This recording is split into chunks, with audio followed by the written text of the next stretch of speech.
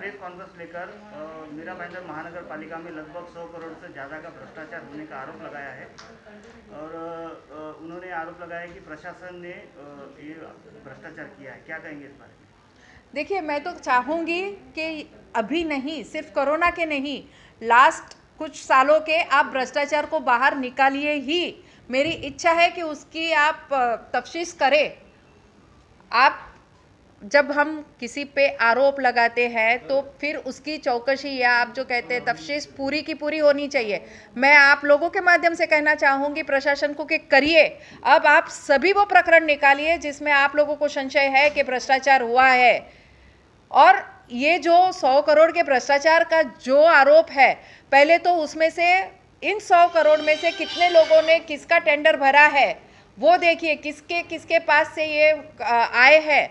उन्होंने जिस भ्रष्टाचार की बात की है उसके पीछे कौन सी कंपनियां हैं, किन्होंने ये सप्लाई किया है, क्या कीमत लगाई है, अब तो वो होना ही चाहिए। मैं चाहती हूँ कि इसका भ्रष्टाचार का जो आरोप है उन सबकी चौकसी होनी चाहिए।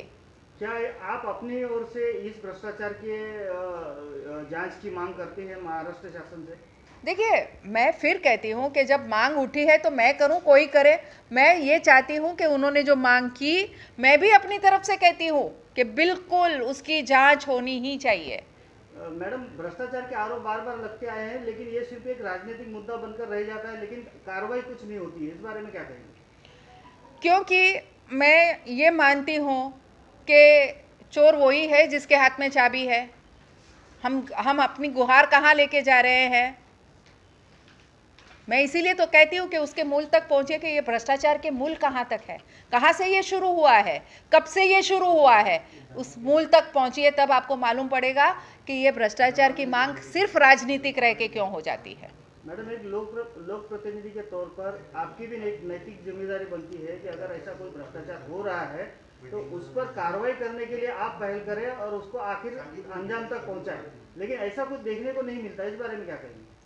देखिए, मैं आपको एक शॉर्ट ये बोलती हूँ कि यहाँ जो सत्ताधारी पार्टी है उसने अभी तक का जो भ्रष्टाचार किया है उसके बारे में मेरे कम से कम बहुत सारे लेटर, मैं ये अभी आपको संख्या नहीं बता सकती, मैंने बहुत बार प्रशासन को लिखा है कि ये भ्रष्टाचार हुआ है, उसकी आप जांच करिए।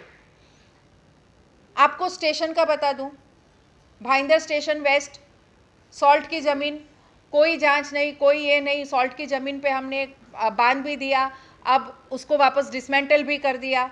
वही ब्रिज के नीचे सत्ताधारी पार्टी क्या सोई थी? क्या उनको मालूम नहीं है क्या ब्रिज के नीचे बांधकाम अलाउड नहीं है? वहाँ हमने 1 करोड़ कुछ खर्च किया, अब उसको डिसमेंटल करने के 28 लाख फीस हम दे रहे हैं। और ऐसे तो कितने कामों की यादी है। राई में एक काम है, एक ही काम 2 बार दिया गया,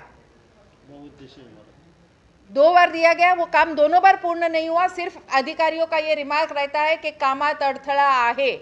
तो क्या आपको काम शुरू करने के पहले नहीं पता है कि क्या क्या उसमें ऑब्जेक्शन आ सकते हैं?